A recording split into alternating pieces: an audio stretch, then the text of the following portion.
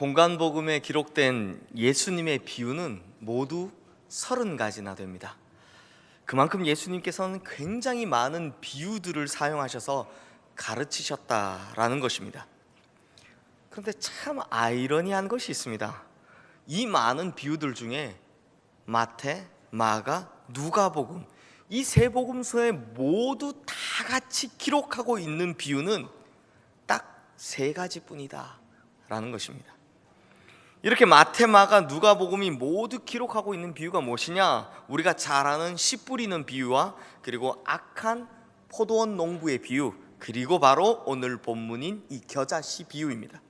그러므로 오늘 본문의 겨자씨 비유는 고작 2절밖에 안 되는 굉장히 짧은 비유이기는 하지만 공간복음서의 저자들인 마태와 마가와 누가가 모두가 다 기록할 만큼 굉장히 중요한 의미를 담고 있는 것이고, 또한 당시의 제자들과 이 복음서를 받아들고 읽고 있는 이 초대교회들에게 주고자 했던 아주 특별한 예수님의 교훈이 담겨 있는 것이다 라는 것입니다.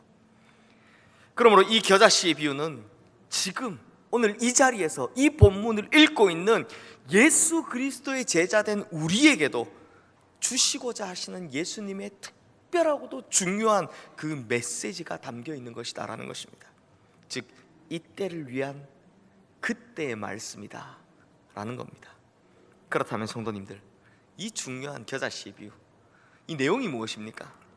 이 비유는 짧은 본문인 것만큼 그 내용이 너무나도 간단하게 정리할 수 있습니다. 그 내용이 이렇습니다. 천국은 마치 겨자씨와 같다. 어떤 사람이 겨자씨를 자기 밭에 뿌렸다. 겨자씨는 모든 씨 가운데 가장 작은 것이지만 자라면서 어떤 풀보다 더 커져서 공중의 새들이 와서 그 가지에 깃들일 만큼 큰 나무가 된다 라는 아주 간단한 내용입니다. 그런데 성도님들, 사실요, 이 겨자씨가 모든 씨앗들 중에 가장 작은 씨는 아닙니다. 그런데 당시 유대인들에게는 이 겨자씨라는 말이 가장 작은 것을 의미하는 일종의 대명사로 사용되었습니다. 실제로 유대인들에게 겨자씨에 관해서 이런 표현이 있습니다. 예를 들어, 야, 너 돈 얼마 있냐? 라고 물어봤을 때 내가 가지고 있는 것이 별로 없다, 거의 없다라고 말할 때 어떻게 말했냐? 나한테 겨자씨만큼 있다 라고 말했다고 합니다. 그러니까 당시 유대인들은 가장 작은 것을 묘사할 때 겨자씨 한 알 같다 라고 표현했다라는 것입니다. 그렇다면 우리 예수님께서는 무언가 별로 없다, 거의 가진 것이 없다 라는 의미를 가진, 그러니까 가장 작은 것의 대명사인 이 겨자씨를 통해서 대체 우리에게 무엇을 가르쳐 주시려고 하셨던 것일까요? 2절밖에 안 되는 오늘 본문의 결론을 통해서 이것 또한 쉽게 알 수 있습니다. 무엇을 가르쳐 주시려 하셨냐? 비록 지금은 가장 작은 겨자씨 한 알 같을지라도 그것이 나중에는 거대한 나무로 자라게 된다라는 것입니다. 그런데 성도님들, 이렇게 간단한 내용일지라도 작은 것 하나가 거대하게 자라나는 것, 지금은 작은 것 하나이지만 이후에는 거대하게 자라나는 것, 이것이 얼마나 위대한 것인지 우리는 성경의 역사 속에서 수도 없이 살펴볼 수 있습니다. 누가복음 3장 1절 2절 말씀에 보면 바로 이런 사실 하나를 우리에게 알려주고 있습니다. 그리고 화면에 뜬 구절을 우리 함께 읽어보겠습니다. 디베료 황제가 통치한 지 15해 곧 본디오 빌라도가 유대의 총독으로, 헤롯이 갈릴리의 분봉왕으로, 그 동생 빌립이 이두레와 드라고니 지방의 분봉왕으로, 루사니아가 아빌레네의 분봉왕으로, 안나스와 가야바가 대제사장으로 있을 때 하나님의 말씀 빈들에서 사가랴의 아들 요한에게 임한지라. 이 말씀을 자세히 분해해 보면 세례 요한에 앞서 언급된 사람들이 있습니다. 디베료, 본디오 빌라도, 헤롯, 빌립, 루사니와 안나스와 가야바, 안나스와 가야바, 이렇게 7명. 이 7명이 어떤 사람입니까?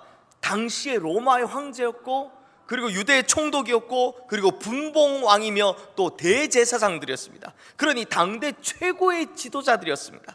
즉 당대에선 가장 잘 나가는 사람들이었고, 그 당시에는 사람들로부터 가장 인정받는 큰 인물들이었습니다. 그러나 그때 하나님의 말씀이 누구에게 임했다라고 합니까?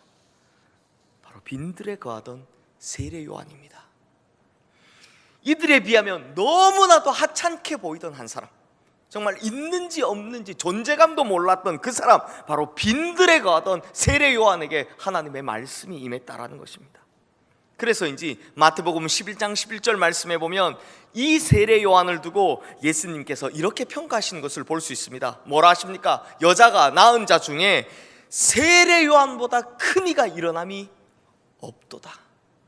즉 로마 황제나 유대 총독, 분봉왕이나 대제사장 같은 당대 최고의 지도자들에 비하면 빈들에 거하는 이 세례 요한은 정말 작은 겨자씨 한 알 같은 사람이었습니다. 하지만 그런 그에게 하나님의 말씀이 임하자 여자가 낳은 자 중 가장 큰 이, 즉 하나님 나라의 백성 중에 가장 크고 역사상 가장 위대한 사람이라는 평가를 그 겨자씨 한 알 같았던 세례 요한의 차지가 되었다라는 것입니다. 어디 이뿐이겠습니까? 사람들의 눈으로 보기에 겨자씨 한 알 같았지만 교회와 역사에 거대한 족적을 남긴 인물들, 성경에서 정말 무수히 찾아볼 수 있습니다.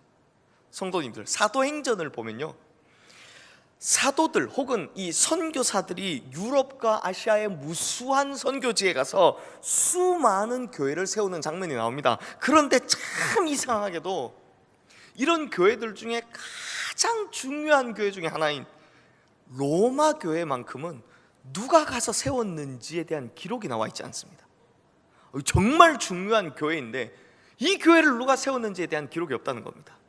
그저 로마서를 보면서 야, 로마 교회가 사도들이 세운 교회가 아니라 스스로 세워진 교회다라고 정도 추측하는 정도입니다. 그래서 기독교의 역사상 가장 큰 영향력을 미친 교회 중에 하나인 이 로마 교회를 세운 사람이 도대체 누구냐 하는 것에 대해 많은 학자들이 연구를 했습니다. 그 연구를 보면요, 딱 두 가지 논제를 가지고 접근하고 있는 것을 볼 수 있습니다.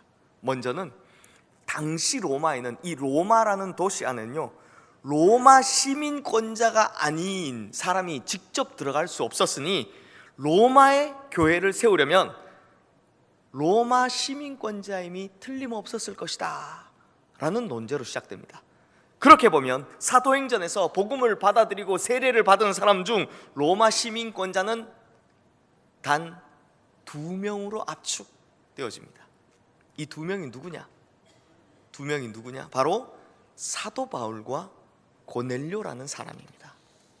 그런데 사도 바울은 로마서 15장 22절에서 밝히기를 자신이 로마 교회 교인들에게 여러 번 가고자 했지만 못 가게 되었다라고 기록하고 있습니다. 그러니 이제 남은 사람은 딱 한 사람, 바로 고넬료입니다. 그래서 수많은 신학자들이 이 고넬료를 로마 교회의 개척자다라고 추측을 하고 있습니다. 그러면 성도님들, 이 고넬료라는 사람 대체 어떤 사람입니까? 사도행전 10장에요 딱 한 번 나오는데, 이 사도행전 10장 1, 2절 말씀에는 이 고넬료라는 사람에 대해서 이렇게 소개를 하고 있습니다. 우리 함께 읽겠습니다. 가이사라에 고넬료라 하는 사람이 있으니 이달리아 부대라 하는 군대 백부장이라. 그가 경건하여 온 집안과 더불어 하나님을 경외하며 백성을 많이 구제하고 하나님께 항상 기도하더니. 이 말씀을 보면 이 고넬료라고 하는 사람에 관한 소개로 제일 먼저 등장하는 내용이 그가 이달리아 부대라고 하는 그 군대 백부장이다라는 것입니다.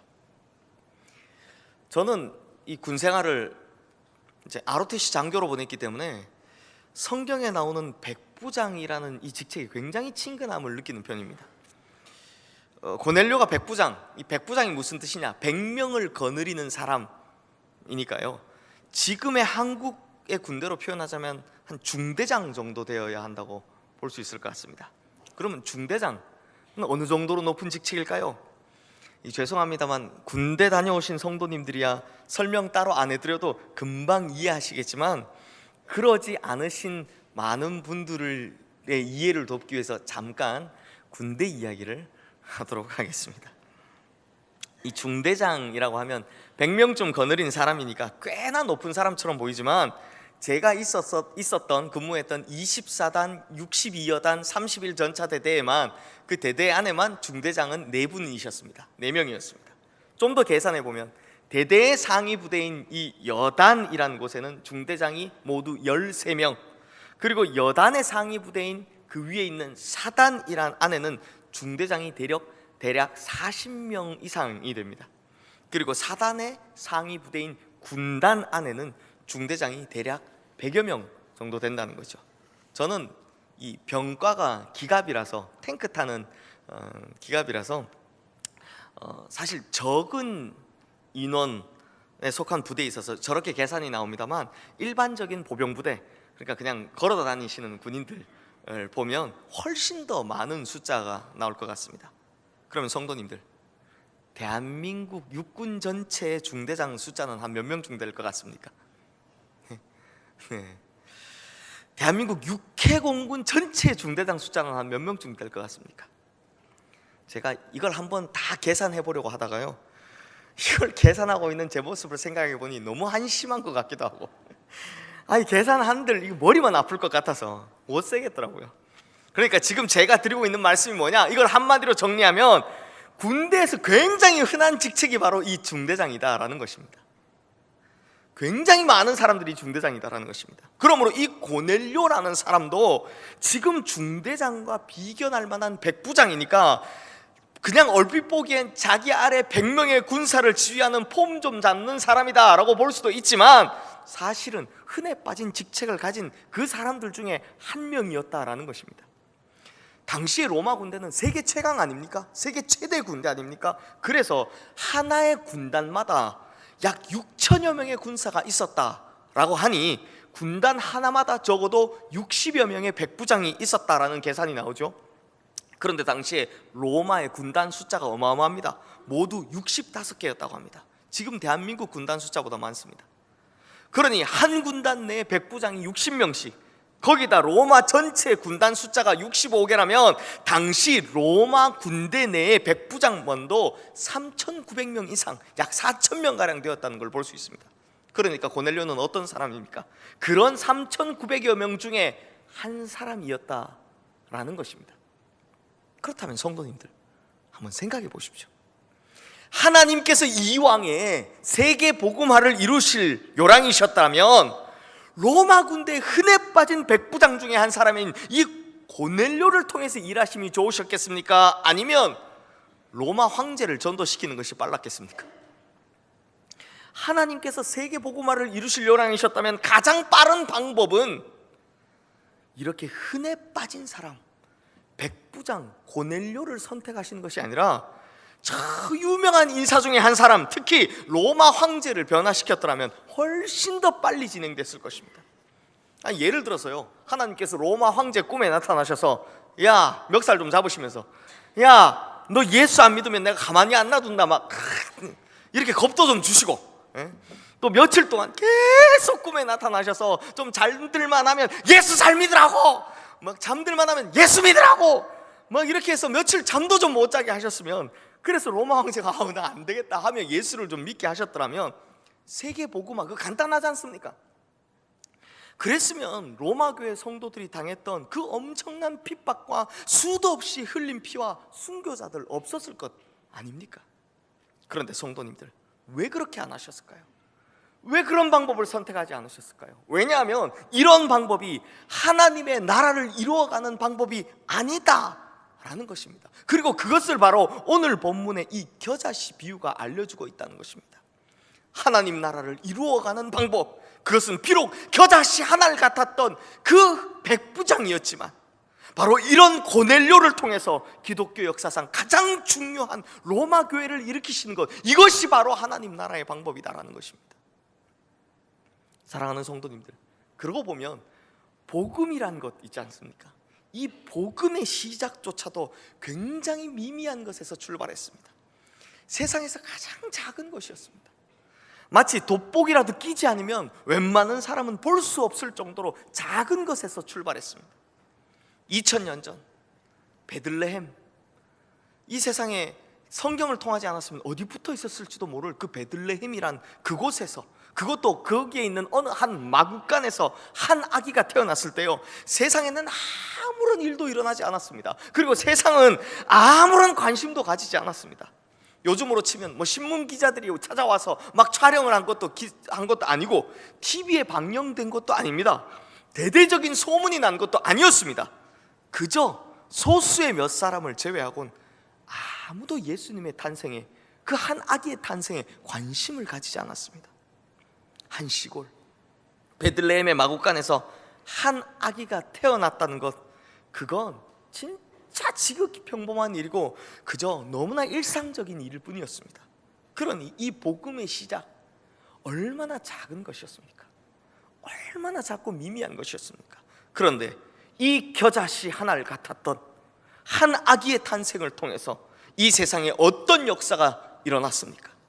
당시에 겨자씨 하나를 같았던 그 예수 그리스도의 탄생으로 말미암아 예수 그리스도 탄생 이후에 그분의 탄생 이전과 그분의 탄생 이후로 역사가 갈라짐을 볼 수 있습니다. 그리고 그 작은 씨 같았던 예수님은 지금은 온 인류의 구세주이시며 모든 이 세상의 역사를 주관하시는 주관자가 되셨다라는 것입니다. 그러나 또 이 사도 바울이라 하는 젊은이가 빌립보 강변에서 옷감 장사인 루디아라는 한 여자를 만나고 그에게 복음을 전했을 때 그 작은 겨자씨 하나 같은 그 일에 누가 관심이나 가졌겠습니까? 그러나 그 작은 사건 하나가 바로 유럽 기독교의 첫걸음이 되었습니다. 유럽 사람 중에 처음으로 예수 믿는 사람이 되었다는 것입니다. 그저 작은 겨자씨 하나였는데 그것이 거대한 파도로 변해서 온 세상을 뒤집어 삼키게 되어버릴 줄 아무도 몰랐던 것입니다. 당시 사람들이 자신들이 그렇게 무시하고 멸시했던 바로 그 겨자씨 복음을 통해서 이후 자기들이 구원의 열매를 먹고 영혼의 안식처를 발견하게 될 줄은 꿈에도 몰랐다는 것입니다. 또 예수님의 공생애가 시작되었을 때 그 예수님을 따라다녔던 제자들, 이 제자들은 어떤 사람들이었을까요? 어떤 사람이었을까요? 오늘 본문에 있는 이 겨자씨 비유는요, 본문 위에 있는 11절 말씀에서 알 수 있듯이 예수님께서 자신의 제자들에게만, 이 제자들에게만 특별히 들려주시고 특별히 깨닫게 해주신 말씀이었습니다. 그러면 지금 이 예수님의 말씀을 듣고 있는 이 제자들은 어떤 사람이었습니까? 어느 글에 보니까요, 예수님의 제자에 대해서 이런 소개 글이 있더라고요. 일반적인 회사가 유능한 신입사원을 뽑기 위해서 사용하는 그 프로그램을 가지고 와서 예수님의 12제자를 대상으로 인물 분석을 했다라는 이 가정의 내용이었습니다. 그러니까 예수님의 제자들의 학력, 경력, 성격, 적성 등을 모두 다 종합해서 컴퓨터에 넣고 이걸 분석해 보았더니 분석해 보면 아마도 다음과 같은 결과가 나올 것이다 라고 추측해 본 것입니다.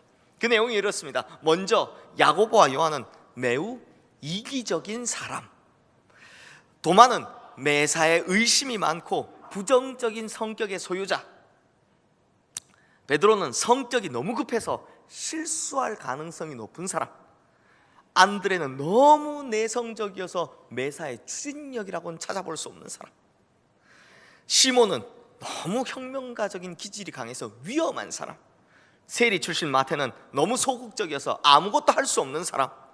그러니 성도님들, 이런 사람을 누가 뽑아다 쓰겠습니까? 비린내가 몸에 밴 배운 것 없이 무식하고 가난한 그 갈릴리의 어부들, 그리고 자기 동족의 고열을 빨아먹던 전직 세리, 또 자기의 이익을 위해서라면 친구라도 깔아뭉개는 이기주의자들, 이런 사람들 지금으로 치면 다 실격 처리될 사람입니다. 다 불합격 통보받을 사람입니다. 그러니 예수님의 제자들은요, 정말 그 당시에 세상에 있으나 없으나 한 겨자씨 하늘 같은 작은 존재들이었다라는 것입니다. 그러니 누가 이런 사람들에게 관심이나 가졌겠습니까? 그런데 놀랍게도 예수님께서는 바로 이런 사람들을 뽑으셨습니다. 이런 사람들에게 관심이 있으셨고, 그리고 이 사람들을 불러주셨습니다. 그러니 어떻게 됩니까? 이후에 이 작은 겨자씨 하나를 같았던 그 예수님의 제자들이 초대교회를 세우고, 그 초대교회의 중심이 되고 사도가 되는 것을 우리는 볼 수 있다는 것입니다. 그러므로 성도님들, 우리는 스가랴 44장 10절의 말씀을 잘 새겨들어야 합니다. 스가랴 4장 10절의 말씀, 그 시작이 이렇습니다. 작은 일의 날이라고 멸시하는 자가 누구냐? 이 말씀을 공동번역 성경으로 보면 일이 자잘하게 시작되어 사람들이 빈정거렸지만 이라고 되어 있고, 새번역 성경에 보면 시작이 미약하다고 비웃는 자가 누구냐? 라고 번역을 하고 있습니다. 그러므로 지금은 작고 볼품없는 겨자씨 하나를 같을지라도 절대로 지금의 모습만 보고 무시하면 안 된다라는 말씀입니다. 또한 그 시작이 미약하다고, 내 시작이 고작 겨자씨 하나를 같다고 해서 그렇게 비웃는 소리나 빈정거리는 소리에 우리가 귀를 기울일 필요도 없다라는 것입니다. 왜냐하면 지금은 작은 겨자씨 하나를 같을지라도 그것이 나중에는, 그리고 곧 크고 거대한 나무로 자라날 것이기 때문입니다.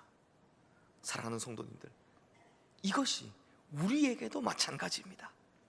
지금은 세상이 나를 알아주는 것 같지 않고, 나라는 존재가 겨자씨 하나만큼이나 작은 존재감을 가진 그저 그런 한 사람일 같을지라도 우리는 반드시 크고 거대한 나무로 자라게 됨을 믿습니다.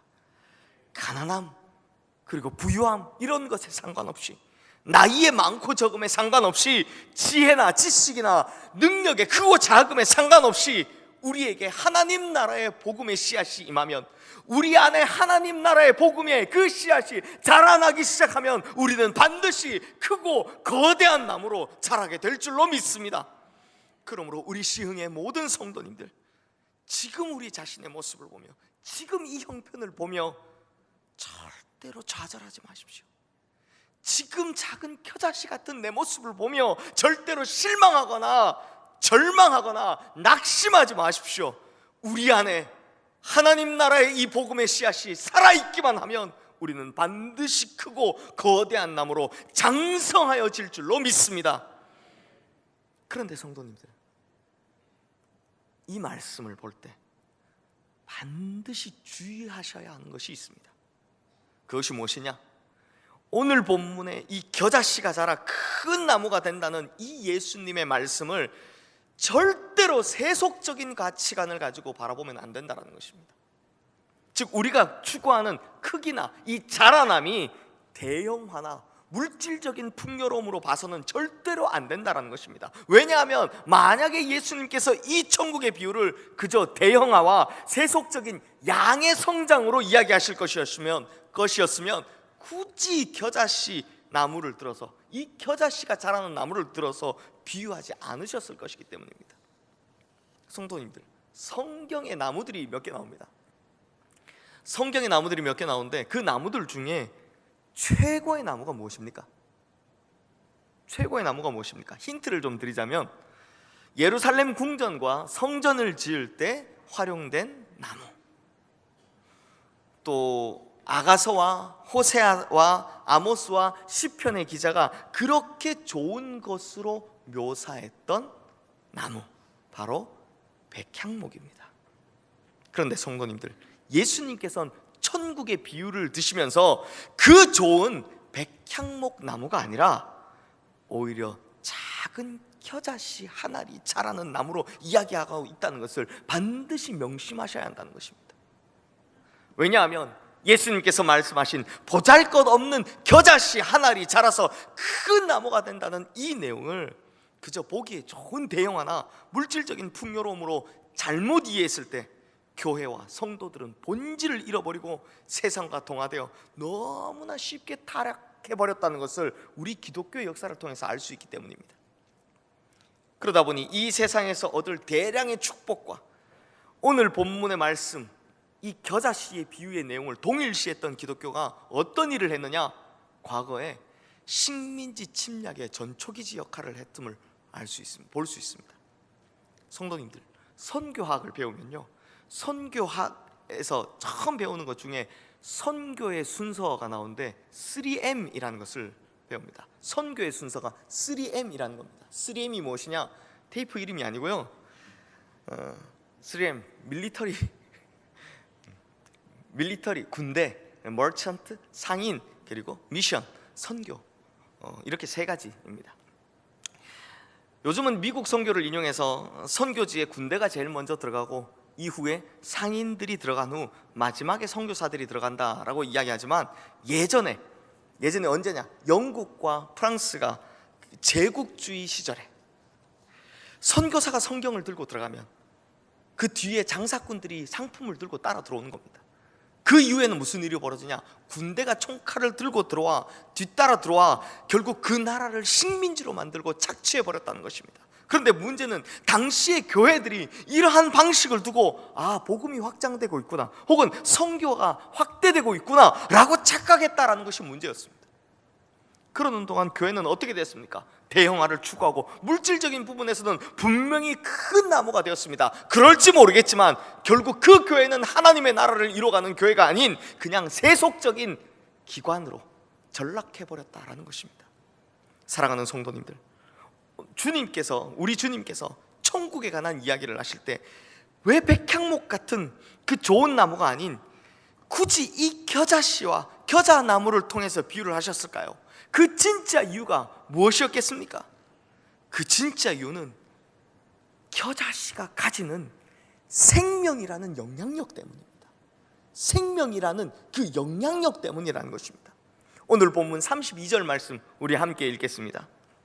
이는 모든 씨보다 작은 것이로되 자란 후에는 풀보다 커서 나무가 되매 공중의 새들이 와서 그 가지에 깃들이느니라.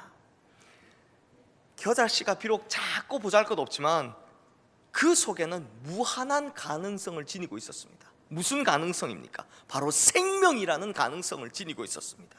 겨자씨에는 생명을 가지고 있었기 때문입니다. 그래서 자라나기 시작한다라는 것입니다. 성도님들, 조약돌은 작지만 절대로 자라지 않습니다. 왜냐하면 조약돌에겐 생명이 없기 때문입니다. 하지만 생명을 가진 겨자씨는 더 작을지라도 점점 자라나게 됩니다. 아무리 덩치가 큰 물고기, 아무리 화려한 물고기라도 죽은 물고기는 그 물살에 떠밀려 떠내려갈 뿐입니다. 그러나 아무리 보잘것없는 작은 피라미라도 살아있는 물고기라면 그 물결을 거슬러 올라가더라는 것입니다. 왜냐하면 생명이 역사하기 때문입니다. 생명 그 자체가 역사하기 때문이라는 것입니다. 그러므로 하나님 나라의 중요성, 천국의 핵심, 그것이 무엇이냐? 바로 생명이라는 것입니다. 생명을 가지고 있다, 이것이 바로 하나님 나라의 천국의 핵심이다라는 것입니다. 그러므로 이 겨자씨의 비유를 그저 물량적인 것이고 또 세속적인 것으로만 이해하면 성도들은 그 안에 있는 생명을 잃어버린 기복주의자 신앙인들이 되는 것이고, 교회는 그 본질인 생명을 잃어버린 대형화만 추구하게 된다는 것입니다. 그러므로 이 말씀에서 가장 중요한 것, 이 말씀이 말하는 가장 중요한 것은 크기가 가지는 힘이 아니라 생명이 가진 힘이다라는 것입니다. 크기가 가진 힘이 아니라 생명이 가진 힘이 오늘 본문에서 가장 중요한 내용이다라는 것입니다. 즉, 이 생명력, 이 생명이 가진 역동적인 힘이 하나님 나라에선 제일 중요하다, 하나님 나라를 이루는 것에서 가장 중요하다라는 것입니다. 그래서 이 생명의 힘은 반드시 영향력을 가지게 된다라는 것입니다. 성도님들, 오늘 본문 이 32절 말씀에 드러난 이 비유의 결론이 무엇입니까? 자란 후에 풀보다 커서 큰 나무가 되었다, 이렇게 끝나는 것이 아닙니다. 그것이 아니라 그 거대한 나무에 공중의 새들이 와서 그 가지에 깃든다 라는 것이 결론입니다. 그래서 예수님께서는 홀로 우뚝 선 백향목을 가지고 하나님 나라를 비유하시는 것이 아니라 공중의 새들이 와서 그곳에서 평안을 누리고 그곳에서 안식을 누리고 함께 깃들어 함께 더불어 살아가는 그런 생명의 영향력을 가진 겨자씨 한 알이 자란 그 나무를 가지고 하나님 나라 천국을 말씀하셨다는 것입니다. 이러한 생명의 영향력을 가진 것은요, 오늘 본문 바로 뒤에 나오는 누룩의 비유에서도 똑같이 발견할 수 있습니다. 누룩 비유를 한번 보십시오. 가루는 서말입니다. 가루는 서말이나 됩니다. 꽤 많은 양이죠, 서말이면. 누룩은 어떻습니까? 고작 몇 숟가락입니다. 몇 숟가락입니다. 물량적인 계수법으로 하면 서말의 가루가 당연히 절대 다수의 양입니다. 그렇다면 민주주의적 방법에 의하면 다수인 서말의 가루가 당연히 주도적인 역할을 해야 되는 거 아닙니까? 그런데 예수님의 말씀은 어떻습니까? 주도하는 것이 그 서말의 가루가 아니라 고작 몇 숟가락의 누룩이 주도한다라는 것입니다. 주도하는 것은 국이 아니라 그 안에 들어있는 그 작은 몇 스푼의 소금이고, 주도하는 것은 광막한 흑암이 아니라 그 흑암을 뚫고 나오는 작은 빛이다라는 것입니다. 그러므로 생명은 그 수나 양에 상관없이 이러한 엄청난 영향력을 가지게 된다라는 것입니다. 그러므로 이러한 영향력이 있을 때야 그 생명이 진짜 백의 생명이다라는 것입니다. 그러므로 복음의 씨앗을 가진 사람들이 이러한 생명력을 가지고, 이 영향력을 가지고 그 생명의 영향력을 자라내고 길러내고 펼쳐가면 갈수록 하나님께서 통치하시는 하나님 나라가 이 땅에 더욱더 빠른 속도로 임하게 된다라는 것입니다. 우리가 이 생명의 영향력을 펼쳐가면 펼쳐갈수록 하나님의 나라는 이 땅에서 더욱 빠른 속도로 확장되어 간다라는 것입니다. 그러면 성도님들, 우리는 어떻게 해야 됩니까? 우리가 어떻게 해야, 어떤 생명의 영향력을 가지고 살아야 하나님 나라를 확장해 갈 수 있겠습니까? 어떻게 하면 좋은가? 아주 쉽습니다.